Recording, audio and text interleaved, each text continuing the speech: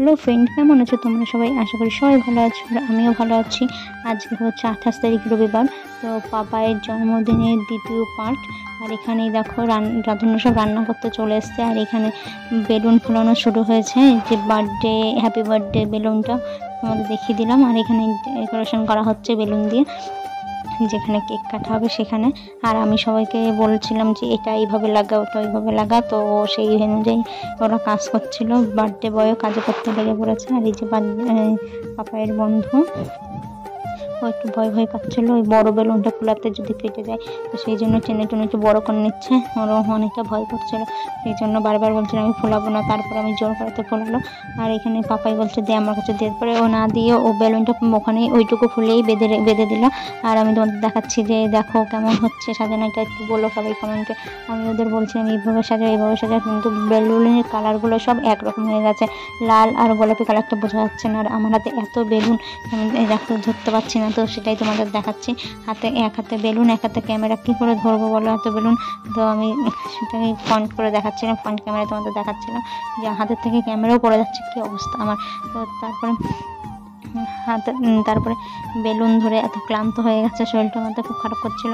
আর ফ্যানটাও ঠিক মতো হাওয়াটা এদিকে আমার দিকে পৌঁছাচ্ছিল না, তো সেই জন্য একটু হাত পা ছড়িয়ে কেবল বসছিলাম। আর এক এক করে ঘরের থেকে বেলুন ফুলে দিয়ে যাচ্ছিলো, আর আমি এখানে ধরে রাখছিলাম আর ওদের দিচ্ছিলাম।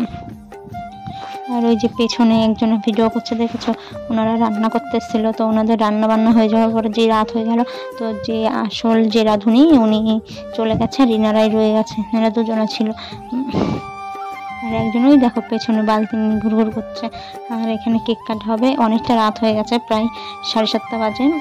আর লোকজন আসা শুরু হয়ে গেছে, কিন্তু সবাই হুটোপাটা করছে।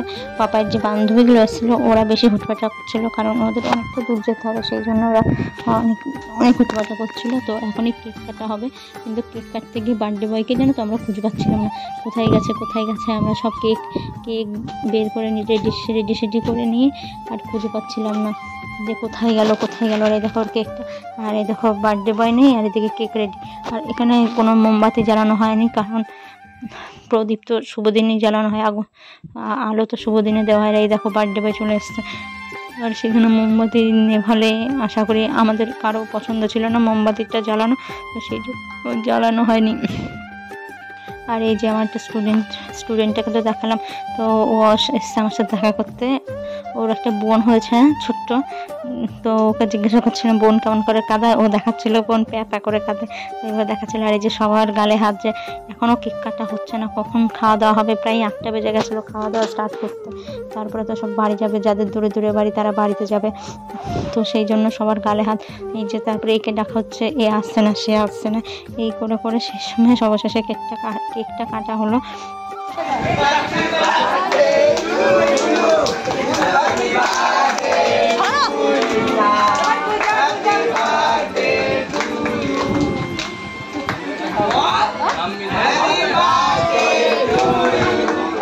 তারপরে কেক কেটে ওর মা জেঠিকে মাকে খাওয়ানোর পরে জেঠিকে খাওয়ালো।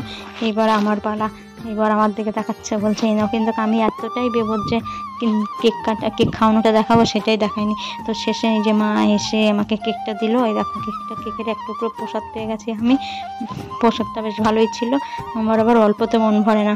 আর এই দেখো এখানে খাওয়া দাওয়ার জন্য টেবিল পাতা হচ্ছে। ক্যাটারিংয়ের ছেলেরা অনেকক্ষণ এসছে, প্রায় 6:30 পৌনে 7টার সময় এসছে, ওরাও আমাদের জন্য অপেক্ষা করছিল। আর এই দেখো এখানে আমার সোনামা চলে এসছে, আমার সোনামার জন্য কেকের এক টুকরো আমি রেখে দিয়েছিলাম, যে পরে পাবো কি পাবো না, ওদের আসতে একটু দেরি হচ্ছিল, তো সেই জন্য আমি কেকের এক টুকরো রেখে দিয়েছি।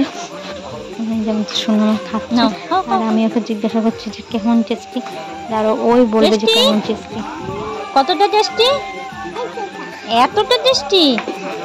তো ওকে তো রাত্রিবেলা ভাত খাওয়াতে গেলাম, ও খেলো না, অল্প কটা ভাত খেয়ে নিয়ে এই যে চকলেট নিয়ে বসে পড়েছে। ও তার আগে 2-3টে চকলেট ওর খাওয়া হয়ে গেছে, এই যে চকলেট খাচ্ছে আর বদমাইশি করছে। আমি ভিডিওটা এখানে শেষ করছি, তোমাদের যদি ভালো লাগে তাহলে অবশ্যই লাইক কমেন্ট শেয়ার ও সাবস্ক্রাইব করে দিও। Tata, bye bye.